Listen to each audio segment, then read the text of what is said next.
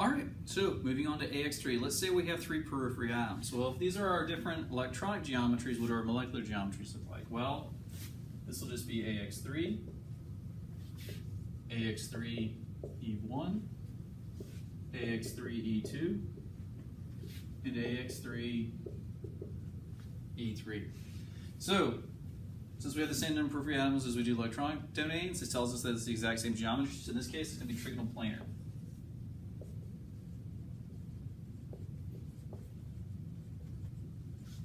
When it comes to the AY4, one of these gets eliminated as the lone pair. And what we end up getting is a triangle-based pyramid. So the three periphery atoms end up making the base of the triangle. The central atom makes up the pinnacle or the apex of the pyramid. So we call this trigonal pyramidal.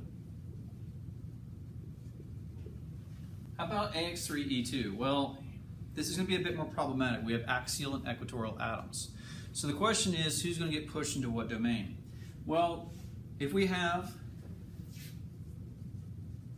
small periphery atoms, so something like hydrogen or fluorine, these two lone pair electrons are going to want to be as far as possible, and this is going to be putting them in the equatorial position. So if we have small periphery atoms, we end up getting a T-shaped molecule. But let's say we have large periphery atoms, large X.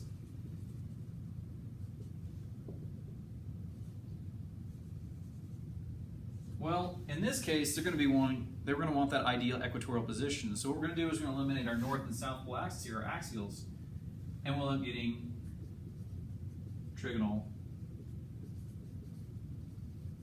planar.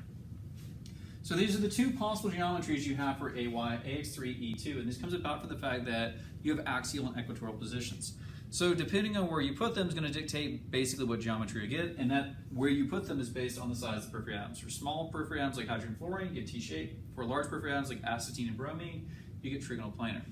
Now for the last one, technically we have axial and equatorial bonds. Now there are two geometries we can get with this. The question is whether or not the lone pairs are forced together or whether they're going to be forced into a plane. If they are forced into a plane, typically this is for large periphery atoms.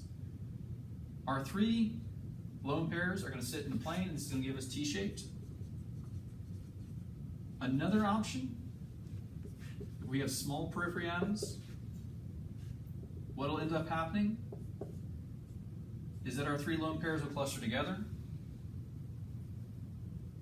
and we will get trigonal pyramidal. Now, in terms of course, typically the only thing I teach is the T-shape, and there's a big reason for this. Waters get really muddy when you start getting here. Typically what you're seeing with something like this is a transition metal. And as I harp on a lot in my courses, Lewis theory does not work for transition metal complexes. So when we start seeing something like this, it's not as simple as periphery atoms. Being large or small, it has to do with whether or not these periphery atoms are connected. So these are what are called chelating agents. So typically the only thing we're going to look at is T-shaped. So if we have an AX3E3, typically this is a T-shaped molecule. And these are your different geometries for an AX3 three periphery atom.